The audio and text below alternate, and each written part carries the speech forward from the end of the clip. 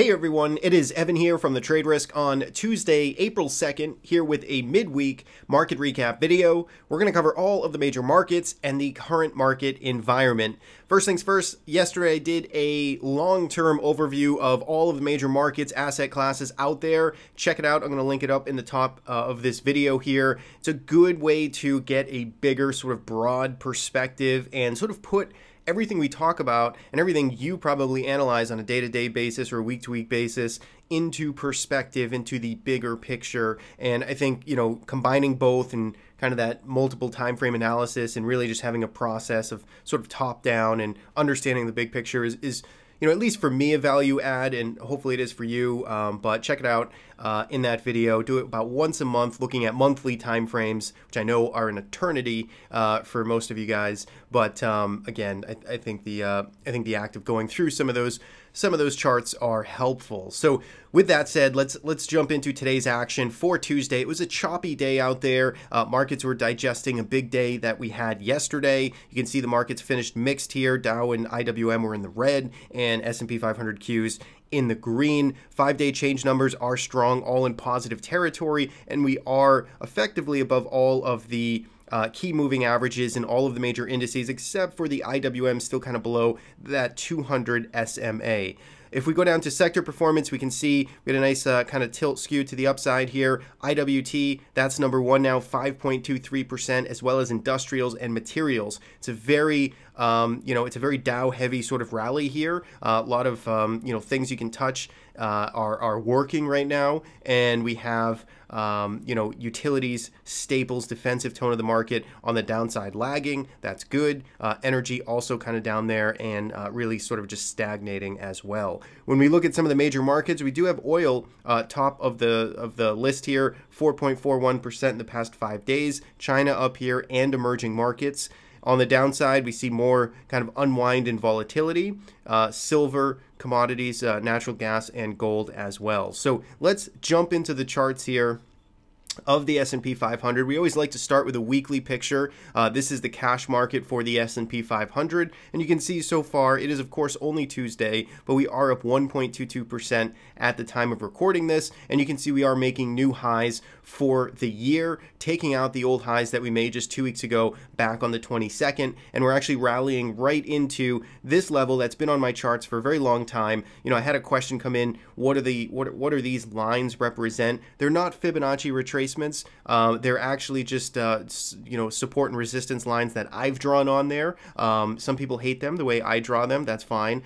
They are very subjective because it's me sort of playing connect the dots, and I really look at these levels as just a general area. I don't look at them to be some precise, this is exactly where the market needs to get to or turn or rally or what have you. It's really just a reference point. It's a visual eye for me to sort of take a closer look at what's going on here. So 2872, it's a level that's been drawn for a long time. It was effectively where we topped out in January of 2018. It's where we really started to accelerate down in October, and the market is sort of getting back up here now and challenging that as we speak. So that is where the market has come this week. You can see the MACD momentum on the weekly time frame continues to rise and lead to the upside. That is always a constructive positioning here for the MACD, is to see it also making new highs as price makes new highs. And when we think about some of the major levels here, I'm going to have to actually put another one on my chart now, and that's the prior all-time highs in the S&P 500. I believe it comes in right around, I'll fix this later, 29,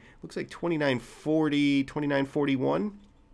So if we put that in here, we'll call it 2941. That's the all-time high that we made back in summertime of 2018, and that would be the next key level that I'd be paying attention to on this bigger picture, on this bigger time frame. If we get through 2872, 2941, that's the next destination that I would look for. On the downside, 2800. That's where we were bouncing around for about 5 weeks. There's a magnet right in here, and we're finally getting, I think, with this week's action, a breakaway away from it. So if we go down to the daily chart and take a look at things a little bit closer, I really think it was, last week which set this all up, and the fact that we did not get follow through. I still think that this day right here, this Friday, the March 22nd, when we had that nice swoosh down in the market and we had a lot of kind of sentiment kind of run the other way or get worried or kind of shake out those weak hands, thinking that the big pullback was coming, that this was finally the point at which the market was going to start to sell off. The fact that we got no follow through there and we just moved sideways, which paved the way to sort of this pop higher here, is really, I think is what set us up as kind of a stage one, sort of level or point at which to pay attention to. And then the fact that that no follow through led to just an upside. I know many people looked at it and just said, well, it's just end of quarter window dressing, and that's really the only reason we popped back up into the end of the week. And of course, here we are with the next quarter starting off with a nice gap up and go effectively. So moral of the story here is that the bulls continue to be in control. Sellers this year just really haven't been able to sink their teeth into any meaningful pullback or rally to the downside. That will change, of course, at some point, right? We will get a big pullback or, a 5, 10, 15 plus % pullback. It will certainly happen. I'm not here saying it won't, but there just still hasn't been enough evidence to suggest that we should prepare for that. Every time we get that 1 or 2 day multi-day drop, buyers kind of just show back up. There's no follow through and sort of off we go to the races. So, here we are coming back into this level to pay attention to. That's what I'd be paying attention to.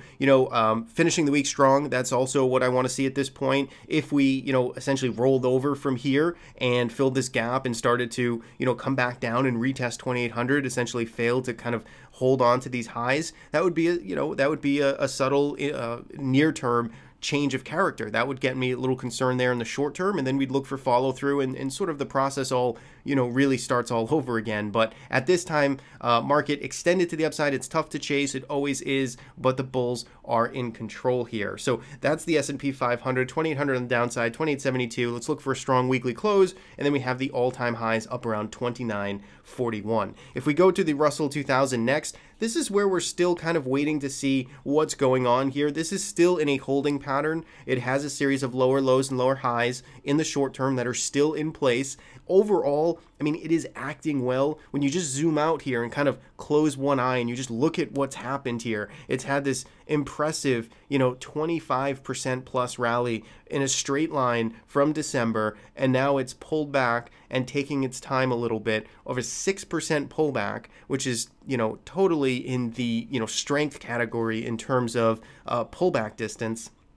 And now it's really just, kind of basing out here and, in my opinion, looking constructive, all things considered. It might need more time. It might roll over here again. It might make a new lower low. I'm not sure, but the market right now seems to be taking this in stride and just sort of rotating into, like we said at the top of the video, the things you can touch, the materials, the industrials, Dow stocks in particular. That's what's working right now. Smaller caps, a little bit out of favor, but if the rally continues and we play this game of rotation, this could all set up as a nice sort of healthy continuation pattern down the road. It's not a prediction, just a potential outcome. So IWM, when I look at this, we're going to look at the prior highs here. That's the level we want to take out, 156 and change. If we can take that out and break this series of lower lows and lower highs, that would be constructive. Otherwise, on the downside, let's pay attention back to 149, the lows from last week.